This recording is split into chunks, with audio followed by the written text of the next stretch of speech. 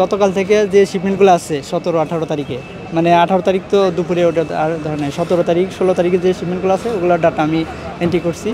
এখানে তো পুরো দেশের ভাবমূর্তি মানে হয়ে গেছে, ক্ষুণ্ণ হয়ে গেছে, মানে আন্তর্জাতিক স্টেশন এটা। এখানে তো কোটি কোটি টাকার মানে মাল আছে, আমাদের প্রায় 79 লক্ষ টাকার মানে 79 লক্ষ ডলারের মাল না যে আমাদের পুড়ে গেছে। 79 লক্ষ ডলারের? জি জি। আচ্ছা, আপনারা কি শিপমেন্ট করতেন মূলত? আমাদের শিপমেন্ট আছে হলো ফেব্রিক আছে, অ্যাক্সেসরিজ আছে, এগুলোই আর কি, মানে গার্মেন্টস সংক্রান্ত আমাদের গার্মেন্টস শিল্প স্ট্যান্ডার্ড গ্রুপ। সবশেষ কবে শিপমেন্ট হয়েছে আপনাদের? শিপমেন্ট হচ্ছে 17 তারিখ বৃহস্পতিবার। আচ্ছা, কী পরিমাণ সেটা ইউরো না ডলারে হয়েছে? ইউরো একটা কনসার্নমেন্ট আছে $30,000 আরও আছে $12,000 তারপরে অনেকগুলো কনসার্নমেন্ট, এরকম 13টা শিপমেন্ট আসছে। 13টা হলো গেট বি শিপমেন্ট, আরও কুরিয়ারে তো অনেক শিপমেন্ট আছে। কুরিয়ারে কি পরিমাণ ক্ষতি হয়েছে? কুরিয়ারেও আমাদের প্রায় প্রতিদিন না যে 40-50টা করে শিপমেন্ট আসে। এরকম এটা যদি আনুমানিক ডলারের মূল্য ধরা হয় তাহলে ডলার কুরিয়ার ওইভাবে হিসাব মানে অ্যাকুরেট করি না, খালি বড়গুলো কনসার্নমেন্ট ধরছি। আনুমানিক যে ধারণা, আপনি যেহেতু নিয়মিত কাজ করেন, আনুমানিক ধারণা যদি দিতেন আর কি। তাও তো কুরিয়ার 40-50টা পেপার হয় প্রতিদিনে। 40-50টা? হ্যাঁ, পেপার হয়।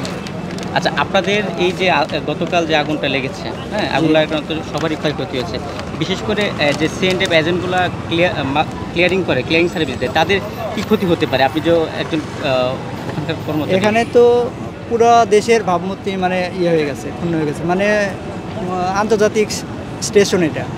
এখানে তো কোটি কোটি টাকার মানে মাল আছে, এখানে সবারই মানে যারা কাজ করে এরাও সমস্যার ভিতরে আছে, আর যারা না যে মালিক এদের তো ক্ষতি হয়েছে, আর যারা কাজ করে ওদের তো সমস্যা হয়েছে। ওরা মালিকরা না বাঁচলে তার এমপ্লয় বাঁচবে কেন? সর্বোপরি সবারই না যে মানে ক্ষতির মুখে আর কি। আচ্ছা, ব্যবসা কি বন্ধ হওয়ার কোনো সংখ্যা আছে যে এই পরিমাণ কারো লস হয়েছে কি? ব্যবসা আমাদের তো পোর্ট অনেকগুলো, চিটাং পোর্ট দিয়ে মাল আসে, বেনাপোল দিয়ে মাল আসে, আর এটা তো আন্তর্জাতিক পোর্ট, এয়ারপোর্ট।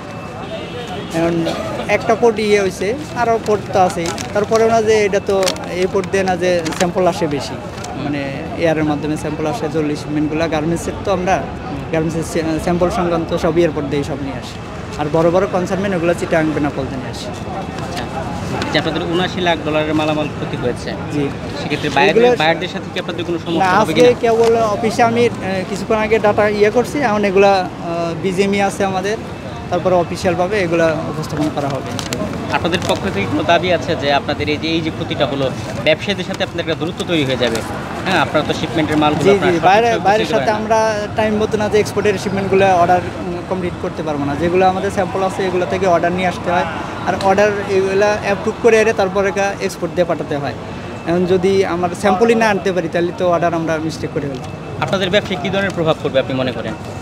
অনেক ক্ষতি হবে, অনেক ক্ষতি হবে, কারণ এই ব্যবসায় আমাদের গ্রুপে প্রায় 40-50 হাজার এমপ্লয়ি আছে, শুধু এই আমাদের গার্মেন্টসই লোক প্রোডাক্ট।